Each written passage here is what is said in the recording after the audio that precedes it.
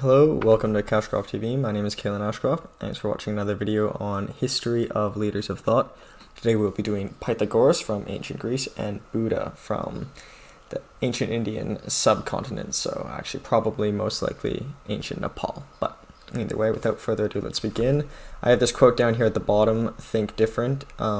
It's actually a quote from Apple, I don't think it actually specifically came from Steve Jobs. It was probably part of his entourage, but I think there's a lot of parallels in his thought process and beliefs to both that of Pythagoras and Buddha. And he's one of my favorite entrepreneurs of all time, so I think I'd like to also include him in the comparison at the end here as a sort of modern example. But regardless, without further ado, let's begin with Pythagoras. So Pythagoras was the son of probably a gem engraver or a wealthy merchant. He wasn't royalty, but I think it's sufficient to believe that he must have come from some sort of wealth to finance the education that he got. So similar to Thales, and it's also probably likely that he was ultimately a student of Thales, who I mentioned earlier, or who we discussed earlier in one of the previous lives. He also spent a lot of time in Egypt studying mathematics, and supposedly he learned Egyptian, the language, from the pharaoh himself, so he was quite successful over there. And a lot of it, I think, they noted he was known for his beauty when he was younger, so that probably also helped, but he also had a predisposition to be highly intelligent as well, which must have helped. He also, it said he might have been a student of Orpheus, who was a notorious or famous bard. Thales, as I mentioned, Anaximander, who is also in the most recent video as well, a famous philosopher, and Pherecydes of Syros. So Pherecydes of Syros was, most people would agree that he was his teacher, but I think also a lot is not known about him, but I think the main significance was that he surpassed this teacher, and I think he surpassed pretty much all of his teachers in both terms within his own lifetime and in terms of full influence. So what he did was he grew up in this island called Samsos, and he started this school, and he actually coined the term of a semicircle, which was his style of teaching, obviously, as you might guess, in a semicircle-like shape. And while teaching at this school he started, he would live in a cave, so he lived a sort of meager lifestyle, and we'll sort of see that throughout as a common theme throughout his entire life. But eventually he leaves Samsos because the government starts getting tyrannical, and he leaves to Croton. So Samsos at the time was flourishing, it was a very successful state, but Croton wasn't as successful, so he quickly got very influential and very powerful in the region. And it's said that he sort of, I find he almost started like a cult. I think most people would know Pythagoras for his perhaps the Pythagorean theorem, a squared plus b squared equals c squared, but perhaps he didn't even find that. Perhaps this could have been the ancient Babylonians or ancient Indians, perhaps, or many other mathematical discoveries. But most of all, I think his biggest influence was this sort of cult he started. So these people, they supposedly they had to join. There was a 5-year initiation process to join, and they weren't allowed to meet with Pythagoras, or they weren't even allowed to speak until this 5 years were up. And they were given a lot of secrets, and if they were to give up any secrets outside of the cult, they would be kicked out, and they would even put up a tombstone to signify that they had died once they had been banished from the cult. And I put down that he was the first vegetarian. Not necessarily. Some people were probably vegetarian through poverty and such. Like, obviously, he wasn't the only person to be a vegetarian. But they supposedly practiced very strict dietary rules. They couldn't eat beans or any meats unless they were from sacrificed animals. So that was obviously pretty uncommon for the time, and very cult-like behavior. The word, while we're here at the lover of wisdom, he actually coined this word. So lover of wisdom, philosophy, he was the first one to call himself a lover of wisdom. So in that regards, you could say he was the first one who could be called a philosopher, even though I think the name could be applied retroactively to others, as we've mentioned in the previous videos. But either way, so he taught a lot of these people lots of things at this school in Croton. Most notably, he had this what's called meta metempsychosis, which is the belief in immortal souls and reincarnation. So this is very much, as we'll see, very parallel to Eastern philosophy. So he believed in an immortal soul, he believed in reincarnations, and he even claimed that he could recall events from his previous reincarnations. So this was very probably, and this is actually, like, this is even before Buddha. This was about maybe the similar time to some of the Jainian philosophers or Jainian monks, but this was a pretty uncommon belief in ancient Greece at the time. But so he really pushed this, and he also believed in mysticism. So he thought that all the planets had all the celestial bodies, like the stars and the planets, followed mathematical equations, which is a common theme throughout all his beliefs. But most notably, he believed that it was based on music. So this is where the mysticism came in. He originally came up with this idea when he was walking by a blacksmith and he heard the hammers going, and he heard that the tune was correlated with the mass of the hammer. Obviously, that's not correct. So this could just be a false anecdote, but he believed that there was a music behind it all, and especially beyond all the celestial bodies. And that's where at one point he is asked, what is the purpose of man? And he says, the purpose of human existence is to observe the heavens. So I think that's kind of a beautiful way of looking at, the meaning of life. What is the meaning of life? To explore art or to observe. And I think that's quite beautiful and quite profound. But he saw this, and he got really into numerology, and this is I think we would consider it very weird at this day, but at the time nobody was really thinking about mathematics to the extent they do today. And he had some weird thoughts. I'll go through some of them. For example, he thought the number 1 was the origin of all things, so you could call him a monist, sort of similar to Anaximander, who believed in infinity as being the source of all. But going forward, he believed 2 represented matter.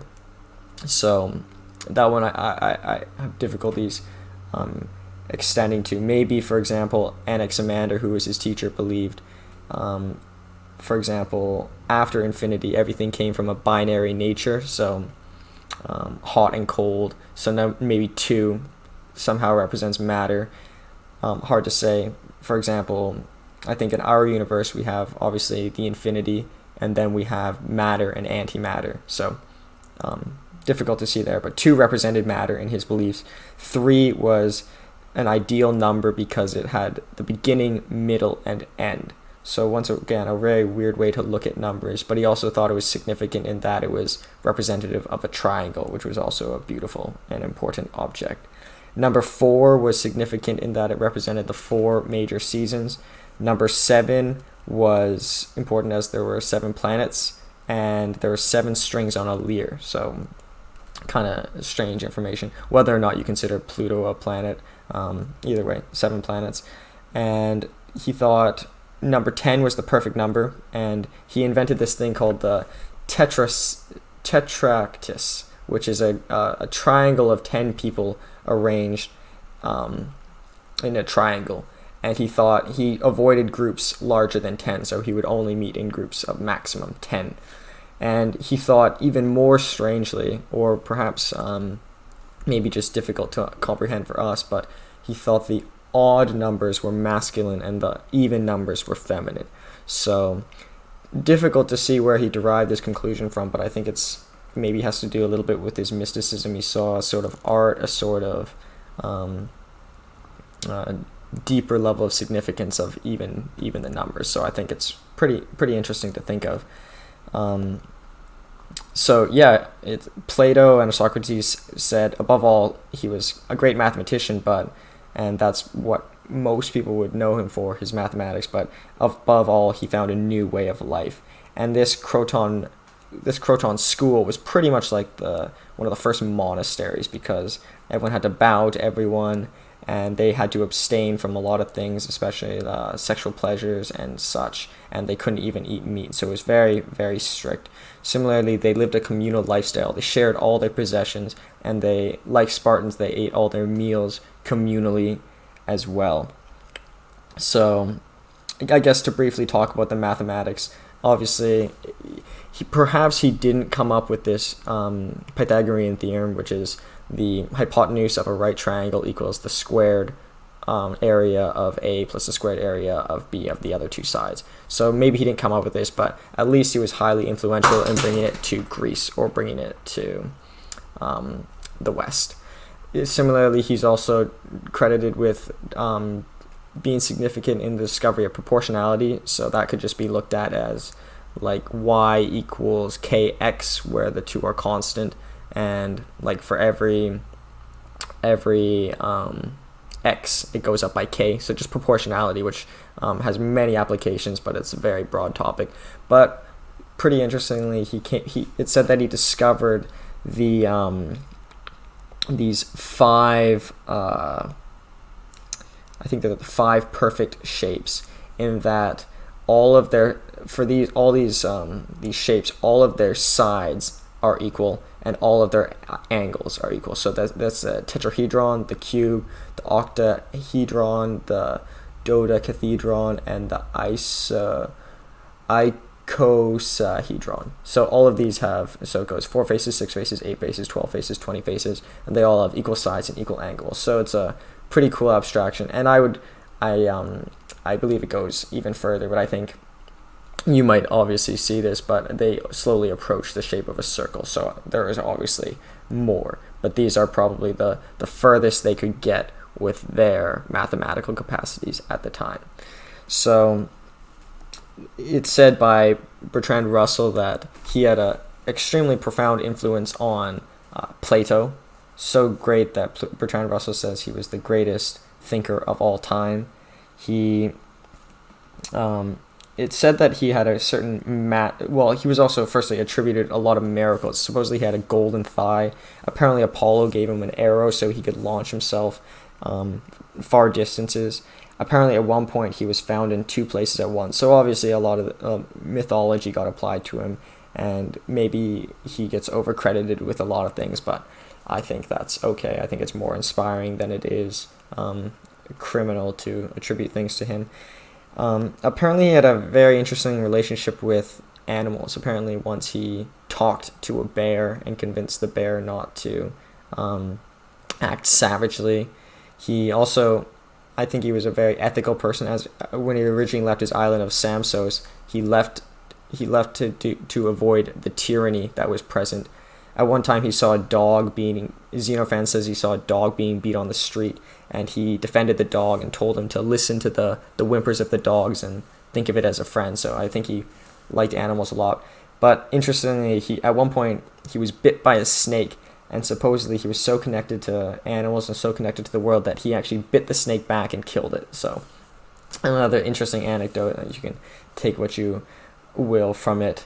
But in aggregate, I think he had a huge influence, and I think most people know him probably from the Pythagorean theorem and for his mathematics, but I think much of the mathematics probably shouldn't even be attributed to him, but his way of life is quite profound. Like for his monastery, I think had a huge implication on the Catholicism and other organized religions, and an ascetic life which he lived, where he avoided eating meat, and it said he wore the same thing every day. So kind of once again, I'll get to that later. But he wore all white and a gold crown. So he saw definitely significance in self-branding, but also significance in simplicity.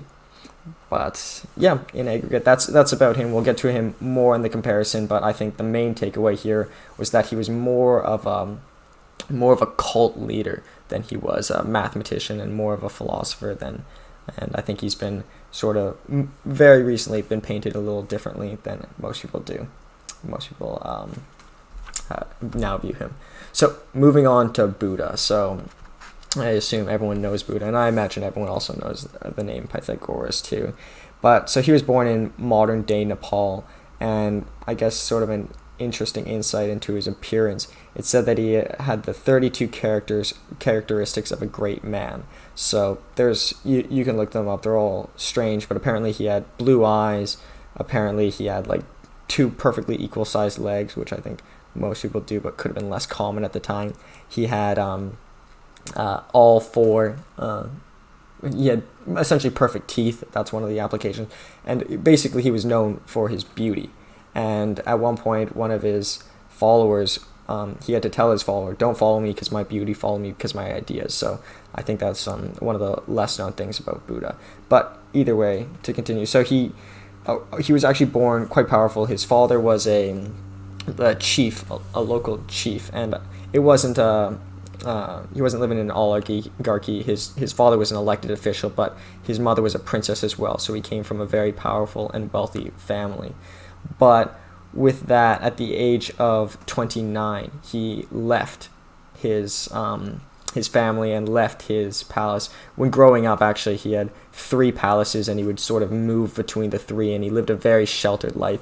It said that his father didn't want him to see any suffering, and he was very, very sheltered. So, but when he leaves, the first thing he sees, at one point, he sees a poor man, he sees a sickly man, he sees a corpse, and he sees one following an ascetic life. So if you don't know what an ascetic is, it's sort of just, it involves a lot of fasting, it involves a lot of often self-mutilation, and a lot of, it's sort of, I'll get to it more, but it's like probably like ultra-orthodoxy, or sort of a strict adherence to the principles. But either way, continuing on, he leaves, and he decides that he wants to eliminate suffering from the world. Like, that would be a good purpose, because he thought, he's already lived a nice, luxurious lifestyle. A good purpose of life would be to eliminate suffering. So he goes about, and he eventually leads to this other town, and he impresses the guy so much he is offered to be king, but he rejects that. So it's obvious that he's committed to his goal. And then he starts studying yogi, which is essentially yoga. And 2 of these instructors are also 2 great teachers. At 2 different occasions, both ask him if he could then become the yoga master. But once again, he rejects both, because he thinks there's a little bit more to wisdom, a little bit more to religion than people conventionally believe. So what he does is he abandons this like conventional religion, and abandons people for a while, and for 49 days sits under a pipal tree, which is a fig tree, and he says he will not leave until he discovers the answers to the universe, essentially. And I guess maybe I'll go through, I got a lot of writing here. I don't usually like to do this on the slides, but I think it's important to have these things up here. So he comes up with the 3 universal truths: Sila, Samadhi, and Prajna. So all entities are equal. Do unto those as you wish them to do unto you. So pretty much most religions have some kind of abstraction of this, or some kind of paraphrase of this. Concentration, meditation, and mental development leads to personal freedom, and discernment, insight, wisdom, enlightenment. Wisdom will emerge if your mind is pure and calm. So this is sort of what he discovers under the tree. And he also comes up with the 4 noble truths. And this is, I think, the 3 universal truths are obviously important, but I think most religions have the same implications. But the 4 noble truths is where it really starts to diverge, both from his contemporaries, like Mahavira, who I discussed earlier, who was a Jainist monk, and this is sort of how Buddhism separates it. So dukkha, which is suffering exists and life is suffering. Samudaya, origin and cause. So craving and desires are the source of this suffering. Nirodha, cessation and ending. Free from attachment, one may achieve nirvana. So there is a way out. And magga, to end suffering, one must follow the Eightfold Path. So we'll get to the Eightfold Path in a bit. But I think, so at the time, people were either ascetic. Well, most people were ascetic. So like Mahavira was an ascetic. He would starve himself. He would self-mutilate. But Buddha didn't believe in this. He thought it's not binary. It's not self-indulgence or self-sacrifice. It's not one or the other. One must be immune to the two. So with that, he says one mustn't starve themselves, but one mustn't also self-indulge. And I think he's mostly right here, but I don't think he could have discovered this if he hadn't first starved himself and first tried this. But I think he's right. I think originally, like Mahavira would say, if you want to learn wisdom, if you want to avoid self-indulgence and be as good as possible, one must sort of chastise themselves, one must hurt themselves. But Buddha says that you should think of chastisement and self-indulgence equally, and you should probably experience both, but you should be agnostic as to the two.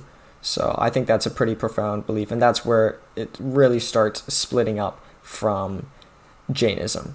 Another reason why it's different from Jainism is that whereas Jainism believed in the eternal soul, which kind of similar to Pythagoras, where there's an eternal soul which goes through reincarnation and keeps living again. Buddhism does believe in reincarnation, but they don't believe that the eternal soul is a constant thing. So the soul can change. So that's one of the primary differences. But either way, he achieves enlightenment here. And enlightenment or nirvana is really a state where you end the cycle of reincarnation, and you no longer, like how it usually works is one achieves karma, and if they get good karma, they get reincarnated positively and like something nice. If they get bad karma or bad accumulation of karma, they'll be reincarnated as something not so good. But to achieve nirvana, one must get so far onto one side that they end the cycle. So with that, he spends, after he gets this enlightenment, he spends 45 years spreading this. And he starts a group of Sangha, which is a group of monks, a group of followers. So he accumulates a lot of followers, and eventually he dies. It's called Mahaparinirvana, and he has a last meal. Some say maybe there was food poisoning in the meal because he conveniently died at the meal, or maybe he died of old age. Really hard to say, but I think it does. I think it's maybe I prefer the idea that he put himself to die as sort of a martyr. Like I like the idea that he poisoned himself rather than. But then it's also equally as impressive if he actually predicted his own death. So I think both stories are pretty cool. But his last quote apparently, and once again, sort of, maybe I didn't mention this with Pythagoras, but Pythagoras had no writings that last, so everything was written about him. So most of it was written in Roman times, similar to Buddha. He didn't have any writings. These were all things written about him. So all of this could be, take it all with a grain of salt. So, but his last line was apparently, all composite things are perishable. Strive for your own liberation with diligence. So, yeah, just don't strive for material things. Strive for spiritual success. So, yeah, that's, I guess we'll talk about the Eightfold Path. So the Eightfold Path, kind of as I was alluding to, it's one of the overlying things is that one does not need to go in a full life of self-indulgence. One does not need to go into a full life of asceticism. One must follow the path in between, and by doing so, one needs to get the right of understanding, which is of the understanding the Four Noble Truths. Sama Sankappa, right thinking and right aspirations. Samavaka, no lying, criticism, condemning, gossip, or harsh language. Samakamanta, abstain from hurtful behaviors. Samajiva, support yourself without harming others, and that includes animals as well. Samavayama, promote good thoughts, conquer evil thoughts.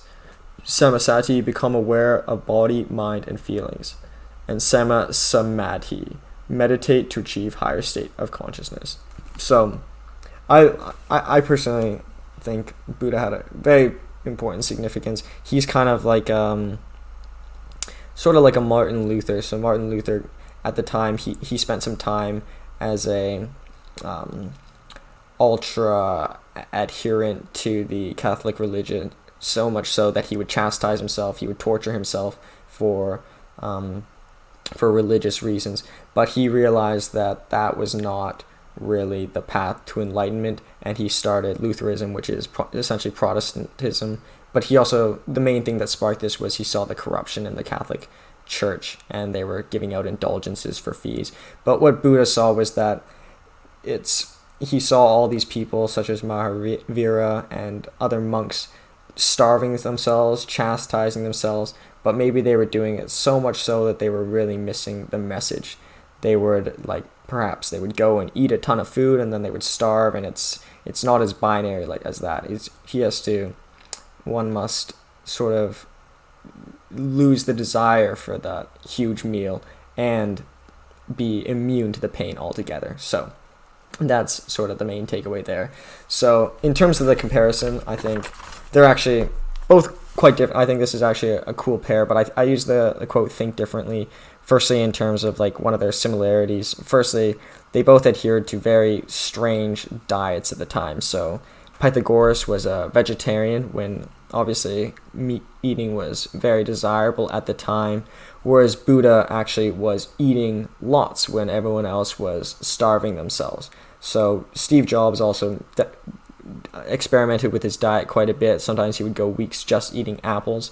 Ironically, eventually started a company called Apple. But he also studied Buddhism, and that's maybe where he got it from. But I think in order to think different, and maybe the quote came from him, maybe the quote came from, I think the quote actually came from part of his marketing team, but he liked it, and obviously I think it applies to his beliefs. One must also act differently too. So it wasn't that they were adhering to healthy diets, but they were adhering to different diets, which led to different ways of thinking, I believe. So they also, in terms of other similarities, there's obviously the diet point, but they also both had huge influences. They both started cult-like groups following them that still last this day, and they both have huge influences on future philosophers and future religious writers. And in terms of differences, I think the main one is that they differed quite a bit on the eternal soul. So whereas Pythagoras believed there was an eternal soul, and they both believed in reincarnation, Buddha believed that the soul was not a constant thing and that the soul could change. So that was quite different on their two parts. And yeah, I think that's about it. There are obviously quite a few other differences, but I don't think they're necessary to fully list out. But yeah, that's Pythagoras and Buddha, two very, very important people, and I hope maybe by watching this you might perceive them different than as you might have previously perceived them. And I hope you watch the next video and perhaps some of the preceding videos. And thank you so much.